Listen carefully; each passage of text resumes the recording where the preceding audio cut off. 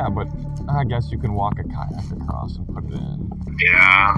It's frosted up, so it's been here. Deputies are out searching for a guy who went kayaking the night before and never came back. In the weeks that follow, the investigation starts pointing him to being dead, and detectives are getting ready to drop that heartbreaking news on his family.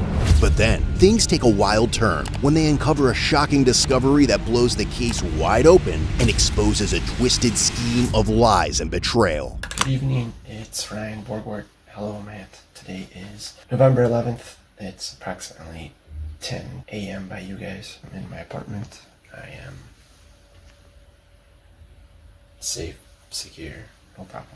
Hope this works. On August 12, 2024, the Dodge County Sheriff's Office receives a call from a woman reporting that her husband hasn't come home since the night before. She shares that his last location is in Green Lake County, Wisconsin. Green Lake County Sheriff's Office. Hi, good morning. It's Dodge. Have you had any contact with a Ryan Borgward? We do not have him on our in-house records at all. Okay.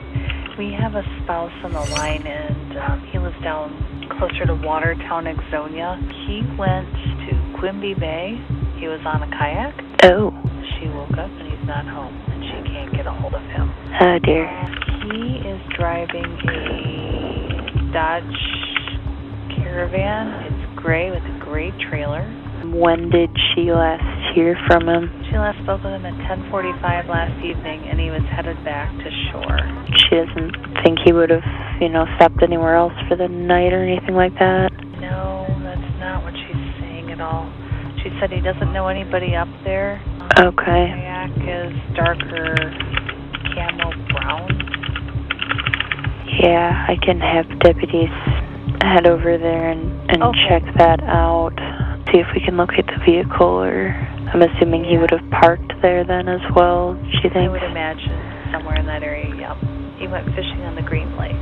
Green Lake County deputies try to piece together what happened to 45-year-old Ryan Borgward and speak with his wife, who says the last ping on their shared tracker app was at 11:55 p.m. the night before. She also shares that the last message she got from Ryan was around 10:20 p.m., in which he talked about the beautiful night. When she woke up at 5 the next morning, Ryan wasn't home, and his car wasn't in the driveway. That's when she called the police. As the deputies head to the last place Ryan was seen, they find his car after a little searching.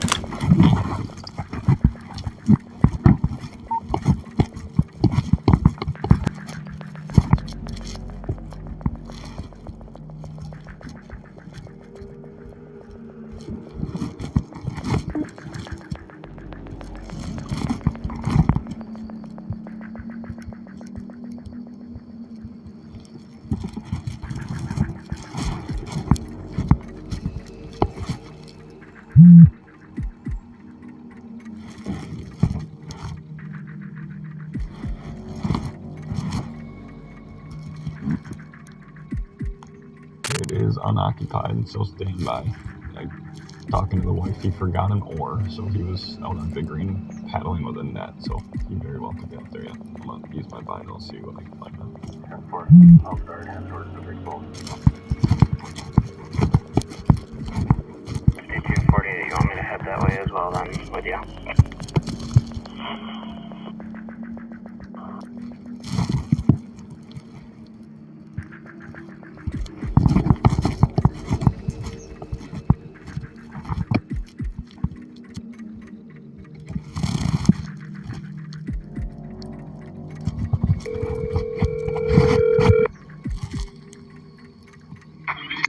Deputy Wallace. Hey, you know where I'm talking? That he's parked? Yeah, by the, where people would launch to go duck hunt on the south side. Yeah, but I guess you can walk a kayak across and put it in. Yeah. So it's frosted up, so it's been here. The way he's parked, it's like he's fishing the south side. So this is my thought. I'm thinking call the drone team out, have them come to Dodge, and they can run the drone on the south side and around the corners and that to see if he's out there. Correct. Who do we got on for detectives? Are you in your car? Let's see. Detective 12 is Hanson and Ward. I'd call both of them right now, see if they're willing to come fly right now. Alright. I will get a hold of somebody and we'll get it rolling. Alright, I'm gonna keep looking on my vinyls here. I guess I was gonna open the car. She didn't even know he went to Dale fishing, or to get wood pellets, and all of a sudden he came home or she texted him, that car's locked. No note or anything. And he just said, hey, I'm going fishing. I'll jump on the boat and see if we can find him somewhere. Around 6:31 that morning, they find a kayak matching the one Ryan was using the night before. When they flip it over, there's a blue life jacket tucked under the mesh in the front, but nothing indicates where he could have gone. The search for Ryan drags on late into the evening with no luck, even as the department pulls in every lead they can. Straight north. This is north.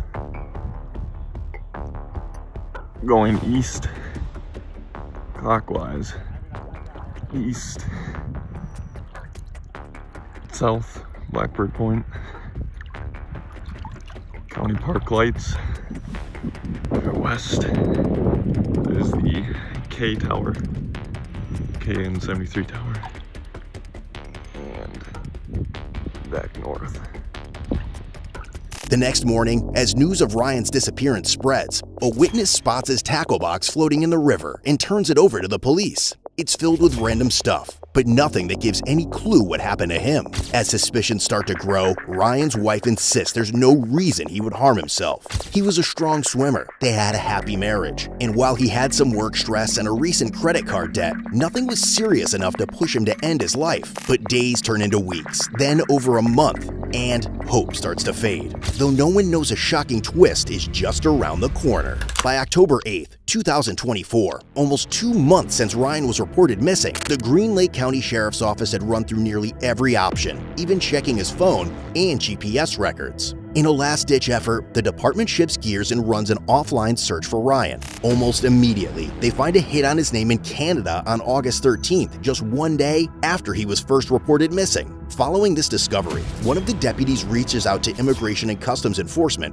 or ICE. That's when they learn that Ryan had applied for and received a new passport back in May 2017, after claiming his old one was lost or stolen earlier that year. But when they message Ryan's wife, she quickly pulls out his old passport, proving he had fraudulently applied for a second passport and broken the law. What no one realizes at the time, though, is that this is just the beginning of something much bigger. Things take an even bigger turn the next day. The department confirms with U.S. Border Security that Ryan really did cross into Canada using that new passport. At this point, investigators start to seriously consider that Ryan may have staged his own death and taken off.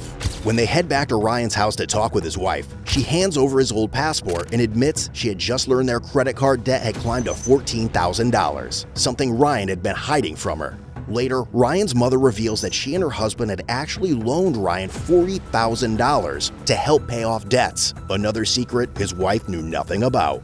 Inside the home, officers also uncover a large stash of firearms and briefly wonder if Ryan could have been trying to link up with a terrorist organization. But the evidence doesn't really fit. Instead, they collect his laptop, hoping it might hold the answers, and leave the home. 2 weeks later, investigators finally get the forensics report back on Ryan's laptop, and it blows his whole scheme wide open. Turns out Ryan used his company's account to buy 2 Visa gift cards along with an Air Canada gift card. On top of that, investigators uncover a string of texts and photos between Ryan and a woman originally from Uzbekistan. Digging deeper, they find documents full of search questions about switching bank accounts and moving money between 2 different countries. There are also receipts written in Russian, and even a life insurance policy application from January 2024 worth $375,000. By November 1st, investigators are already in touch with a trading company that flagged Ryan for suspicious activity, specifically trying to convert more than $23,000 through a Moscow-based cryptocurrency platform notorious for illegal transactions. But the biggest proof that Ryan is still alive and that he staged his own death comes from the surveillance footage at Toronto's airport. There, clear as hell, Ryan is caught on camera leaving the airport before boarding a flight to Europe. Investigators track down the email of the woman Ryan's been talking to, hoping she can give them some clue about his whereabouts or even just confirm he's okay. But when she or Ryan don't respond, the sheriff takes things a step further, emailing a video message directly to Ryan pleading with him to come forward. Ryan, this is Sheriff Mark Podol of the Green Lake County Sheriff's Office, Green Lake, Wisconsin. Ryan, I hope you're well and you're safe. Why am I doing this? You have a family that is really concerned about where you are. Right now, they think that you have drowned in our lake. I'm going to give you the opportunity to come forward and give them what they need to hear from you. You know, we all make mistakes. We all have problems in our lives. But you have a family that wants to hear from you. At 12:30 today, November 8th, I am going to address your family and tell them the information that we have and that you are not in the lake. Ryan, I beg you, give me a call. Work this out, and you can have the opportunity to talk to all your family and tell them. You got a very nice daughter, and she wants her dad back. Please, Ryan, give me a call. Later that day during a press conference, the sheriff makes another appeal, this time reaching out to the media, the community, and directly to Ryan, urging him again. If there is someone out there that has either knowledge or unknowledge assistance with Ryan in his efforts, we encourage you to contact us. We plead that you contact us at the number that is shown on the screen. It's the Green Lake County Sheriff's Office, 920-294-4134, extension 1162. If there are people that want to remain anonymous, all you have to do is call our Crime Stopper tip. Text "get them" to 847411 or 1-800-GET-THEM. There's one last thing I want to do, and this is to Ryan. Ryan, if you're viewing this, I plead that you contact us or contact your family. We understand that things can happen, but there's a family that wants their daddy back. Press conference grabs Ryan's attention, and at last, investigators get the confirmation they've been waiting for. Good evening, it's Ryan Borgward. Hello, Matt. Today is November 11th. It's approximately 10 a.m. by you guys. I'm in my apartment. I am safe, secure, no problem. Hope this works.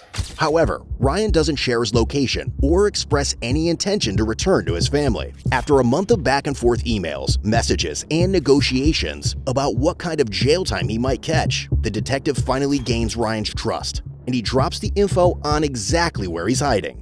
Finally, on December 10th, 5 months after he ditched the country, Ryan agrees to come back to the US, even sending the detective proof that he's actually leaving Europe.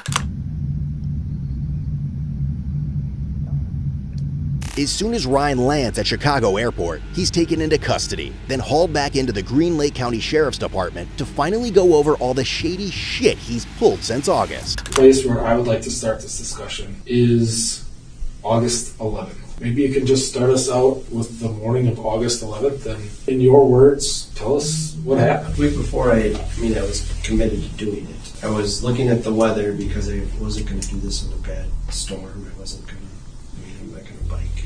And so I was looking at either Sunday or Monday night as being the time. I didn't have the plane ticket, so I could buy that at any time. I knew Monday, Tuesday, those are the cheaper plane ticket days. That bus out of Madison, it goes to the Twin Cities all the way through. It happens every day at that time. So I just had to try to, everything kind of hinged on me hitting the 10 o'clock bus. Maybe Thursday, Friday, somewhere in there, I decided that it looked like Sunday was going to be an okay day to do it. Weather was going to be fine. Ended up being perfect. Then Sunday morning, woke up, just kind of turned off emotionally, I guess. Went from there. Did church, came back from church. I was hoping to have communion with my family that day. And then got back home from church, and then I knew that I had to go back to the shop because I had a lot of things I had to get done yet to prepare for tonight or that night. I think I did some final touches on setting the computer up, and then ended up had to stay at the shop getting some stuff done, then going back home. And then I think I was maybe home for 1 to 3 hours, maybe somewhere in there. And that's when I got the last couple things I was going to grab. Loaded up the trailer to get the wood pallets. Drove to the shop. The shop is where I had the bike for a couple weeks. That stored, and then they had a bunch of things that were ready to go that had been accumulating over the last few weeks. So it wasn't like I carried a duffel bag out of the house one day. I wasn't already over at the shop. We have cameras at the shop. You probably heard about that already. Maybe you didn't. Yeah, I knew that. So I backed the trailer up really nice and close. Maybe you already saw that.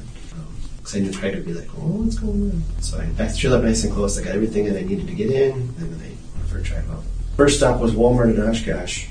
I really wanted a life jacket because I knew my mom would let me have one.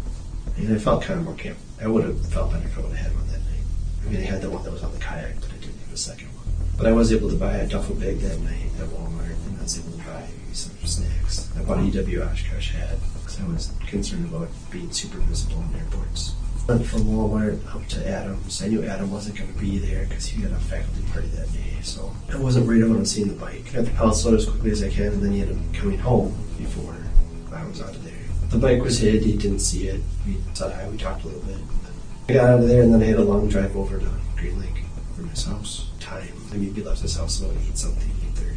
Probably got to Green Lake maybe about 10-ish. I was just turning left from the highway on the southwest corner of the lake, onto the county road towards the park, and one of your squads was just passing me. I was like, okay. I figured since it was a county park that you guys had some kind of route that you did. Whether it was every hour, every 2 hours, I just assumed it would be something. So I was kind of happy that was just happened, because then maybe I'd be clear for a little while.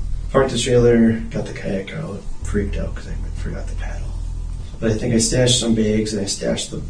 I was, as much as possible, I didn't want to go back to the trailer because I wanted to just avoid it. It also meant I would have had to have a key on me again. I didn't want to have a key with me. I wanted to leave all the keys in the tackle box. So I was really trying to make it as easy for possible. Those stupid van keys are really expensive. Tossed the phone further to the north from where I was, inflated the boat, hopped in the boat, took a while to get adjusted and situated. Flipped over the kayak. I was still getting situated and adjusted. The kayak was out of sight, and then another boat came off the water. So I was freaking out again that boat was going to see the flipped over kayak, but they never did. So probably somewhere in the 12 to 1 category, maybe for time, maybe late 11 o'clock. After that point, I started the roll. The roll was fighting the wind, and the waves were kind of hard, and if I would show you a picture of that raft, you'd laugh. So countless times I said, why am I doing this? Kept going. Had to take a lot of breaks because it was just physically, besides mentally exhausting, besides only having cereal for a meal that day and nothing else the whole rest of that day for food or water. I guess I did have water later in the afternoon. Finally got to shore.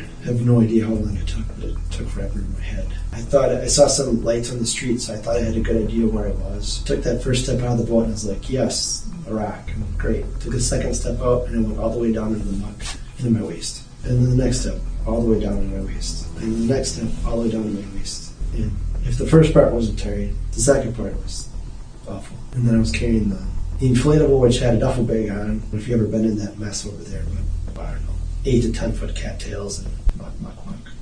So it's kind of awful. I was kind of sliding the inner tube across that as I was walking through that. Finally got through. And then I was like, well, now I'm all muddy and I'm just on from here to there. So like I decided to run across the highway quick, hop in the water, basically took a bath from here down, got all the mud off. Then I came back across the highway and I saw, like, from what I could see in the moonlight, it was just like, I forgot if there was moonlight or not, but to me I could still see pretty clearly that night. I saw all these funny footprints right across the county road. Quickly went over back to the fresh water and I tried to start like throwing water onto the mud footprints because I'm like, I mean, you see the cars here and the footprints aren't that far away. I thought for sure you're going to see this. I maybe got 2 footprints out, but it was taking forever and I'm like, this is impossible. I just got to chance it and go with it. So I finally decided to just leave what it was. Got on the bike. I had way too many. I had 3 bags. It's way overweighted for that bike ride. I had never started the bike before, so I didn't really know how it was supposed to work. It's 1 or 2 or somewhere in that time right now. There wasn't a car that had gone by in that county road for quite some time, so it was pretty quiet. Hopped on the bike. And I couldn't get it started, didn't figure out the switch. It was dark a little bit, so I couldn't find the power switch. I did end up pedaling the bike to about the first, I think where that bar is over there, in that south corner bar restaurant. I kind of stayed out of the light a little bit, but I used some of the light to kind of figure out where the power button was, and then I got it all situated, and once I figured out the go button, it was pretty fun. So as far as the bike ride goes. At some point I noticed it was 5 a.m., so I knew I was going to be getting up, but I knew I was going to be around, and then I was not worried about that. And I was starting to hit home because I realized that it was on, I guess. Kind of kept going, made my way through the Cottage Grove area over there, the County T, and some other ones. I had a nice little route that really avoided a lot of traffic. Took myself down to, I want to see, it's a park that starts with O. It's a 45-minute walk, pretty much straight north of Dutch Mill Park, or Dutch Mill Park and Ride. There's a very thick wooded area that you can usually ride a bike through and then park it, so I thought, that was a good place. I thought where I could leave it and then someone give it to somebody else. I'm sure someone's enjoying it, riding his bike, a helmet, 2 batteries, and then I had a duffel bag, the one that I have up there. 2 other packs that I hoofed it down that street. Walked to Mill, about 9:15 is where I got to the park. There was a number of items at that point that I threw away in a garbage can that was in the park. My sweatshirt was wet, so I got rid of that too. I'm carrying a wet sweatshirt at the end. bus. Got to the parking ride. The bus ended up being about 10 minutes late, so that was kind of nice. Because I got there right about 10. Hopped on the bus, and that was that. Bus went to Milwaukee. It has a short stop there, maybe 10-15 minutes or so. A few people off, a few people on, then on to Chicago. Chicago, there was a bus transfer, maybe an hour or two that I had to sit and wait in the Chicago terminal. And then the Detroit bus, hopped in there. I think I told you in all seriousness, Greyhound is highly underrated. It was a nice trip. So to Detroit, I think I got there late at night. Had one more bus switch, which is the one that takes you across the border. Got to the border crossing. We all got off. I was slightly nervous about this point because I had to go through some security. I wasn't entirely sure what was going on back at home. I didn't know if it was like a missing persons or if it was drowning or what was going on over here. I pulled out the passport. The first security guy asked to see my driver's license, and I said, I don't have my driver's license. He's like, he was pretty agitated that I didn't have my driver's license, and I said, but I took a bus. I'm my normal self, where I'm kind of just cordial and whatever, and I said, but I took a bus. Like, per the rules on the Greyhound website and anywhere else, you just need your photo ID of a passport to cross the border. That guy didn't like that answer, so he pulled me aside and had me sit there, and then another guy ended up coming over and talked to him. And they were starting to get a little suspicious. He started to ask me about, like, why are you coming to Canada? And I said, I'm taking a bus trip up to, I didn't lie to them at all. I said, I'm taking a bus trip to Canada, to the airport here, and I'm going to fly out to go on a trip. I just thought the bus trip would be fun. He's like, well, show me your plane ticket. Well, my phone was dead at the time, and I technically didn't have a plane ticket, so we didn't like that answer either. As Ryan keeps running his mouth, it appears that he doesn't regret any of the things he pulled on his family. He's just salty they've finally caught his ass. Talk me through some of that planning and some of the things that you did and why you took the... I'll probably all get in trouble if I say everything. But I mean, if your goal is to disappear, then you would do everything in your power to try to disappear. The amount of hours that I spent trying to disappear would blow your mind. The things that you have to do now in 2024 to make that possible, it's almost impossible. I knew there would be cameras that would be in front of me. I knew there would be a situation where you have to flash your passport. You're attempting to do this without breaking the law in any way, right? I mean, so as soon as you do a fraudulent, I mean, if I have a fake passport made or other things like that could occur, then you're obviously definitely breaking the law and you're definitely getting yourself in trouble. So I wasn't like talking to some Joe on the street to get something made, or you're doing everything as legally as you can to not get in trouble as much as possible. So I guess everything kind of hinged on me dying in the lake. If you come to the lake and 10 minutes later you realize I'm not there, then you're not going to look for me, you're going to look elsewhere, and then it's going to be a real short trip to Georgia. So, I mean, essentially it was in an effort to create as much of a layer of secrecy as possible. Is that fair to say? Yeah.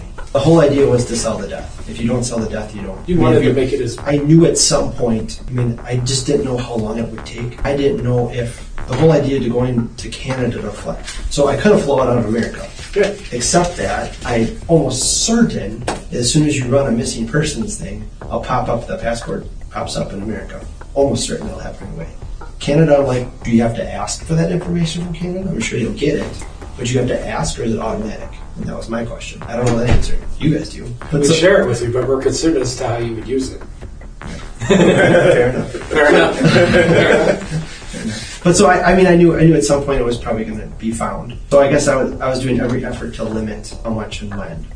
And the plan that I came up with was the best that I could come up with to limit. And I guess truthfully, I mean, I got up 60 days or something before you guys started looking at somewhere else. I mean, it sort of worked. That being said, I would not have emotionally been able to do that. And I guess what I mean by that is there were a lot of things that I cut too close to the wire, too close to August, even like the computer stuff, and just too many things that were kind of last minute. And I just couldn't, it wasn't until maybe that last month where I finally all of a sudden discovered that Western Union has an international way to buy something. I was like, because it was, I mean, everything. Sure, I can maybe get to Toronto Pearson, but if I can't buy a plane ticket, I'm not getting across the Atlantic. So, I mean, everything really kind of hinged on that. So when I talk about, I'm not really sure I was going to do that till maybe June. It was getting kind of late on June, July. Those last few pieces started to kind of fall together. If someone really wanted to do it, I think you could. You would just have to be more over a couple of years. The computer thing, I think, is easy. And I've always been a person that doesn't do Facebook. Well, I only have a Facebook account because of the business. I never have Facebook accounts. I always limit my stuff online, mostly because I don't trust anyone. And I think I told you this a little bit. for what it's worth, after COVID, I didn't trust the government, so it is what it is. If you're not allowed to go to church, it kind of says a lot about your government. So at that point, maybe Ross already told you this too, but I set up some independent email addresses that are just separate from normal, just because we were concerned about things at that time during COVID. So not like we're going to do some kind of revolutionary thing stupid, but we just wanted to be able to have a way to talk freely amongst each other and not get in trouble. As Ryan keeps yapping for another hour about how he'd change his plans if he had a do-over and all the research he did, the detectives finally call out the woman he pulled into his whole sus mess. We crossed paths online in December 23. Okay. So online, so yeah, it's kind of a we just weird. Talked once or twice and then just talking and said sometime we would try to. I promised her that I would, find her again after the holidays, and it ended up being like maybe late January or something like that. Okay, so late January you kind of reconnected? Yeah. Okay. She at that time would have been telling me that she was from Ukraine, so because there's that thing going on over there between Russia and Ukraine and whatever, so a lot of people in the West don't trust anyone from Russia, so our conversation, she said she was from Ukraine, so a lot of her conversation was, are you in the safe place? Like, what's it like over there? And I'm an inquisitive person like that, so I guess I wanted to learn more. You hear things on the news, but you always wonder how much is true. Mm-hmm. So I went for a deep dive, and I asked her all kinds of questions about what's going on over there. So you guys met online initially. Was that off of a specific website, or I guess somewhere, kind of like a dating website or something like that? Okay. So you guys meet. When does she send you the receipt information? I'm going to say it's going to be probably February, March. Okay.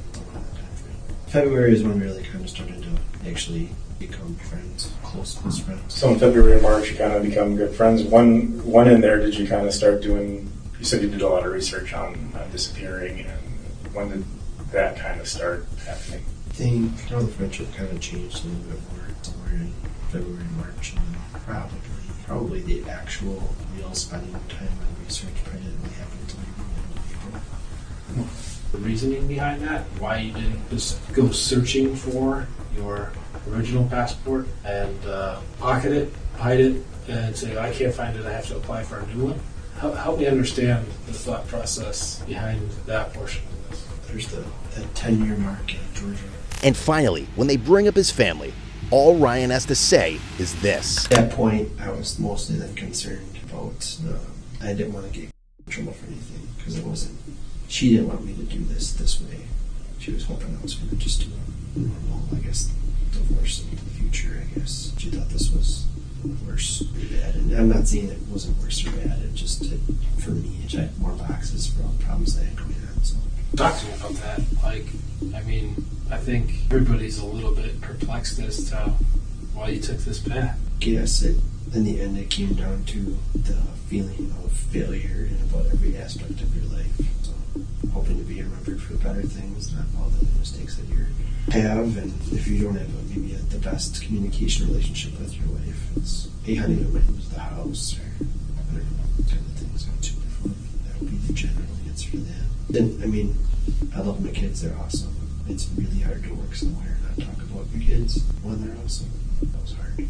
I guess, too, if you're feeling like you kind of feel on that end of things, too, just for a host of reasons, they're never that interested in doing things with you, and it's not like they have to like my hobbies or anything or whatever. But if you're trying to do stuff with family that happens to be a hobby and they don't have any interest or want to do with you either, it's just more stuff in the mix. So, but what gives you some comfort, I guess, I knew that they were surrounded by family and friends, that there's obviously a ton of love that they have, so I knew I wasn't like leaving them behind in nothing as far as love and support. But as I kind of said before too, that's all crazy emotional training over months and months and months. I think just the inability to feel like you can talk to your wife about some of this stuff, and maybe the complete hopelessness that you have in the situation you're in. And you end up meeting a friend somewhere on the other side of the world that sort of has a somewhat similar story, and then you just end up becoming friends, and then the friend thing ends up turning into more, but you didn't really plan on it. It wasn't your intention. So a door kind of opens up for a way to possibly make some things work like that. Ultimately, Ryan Borgwart was sentenced to 89 days in county jail in order to pay $30,000 in restitution for obstructing authorities after faking his own death to flee the country. The judge chose 89 days because that was the length of time Borgwart had misled law enforcement during the extensive search for him.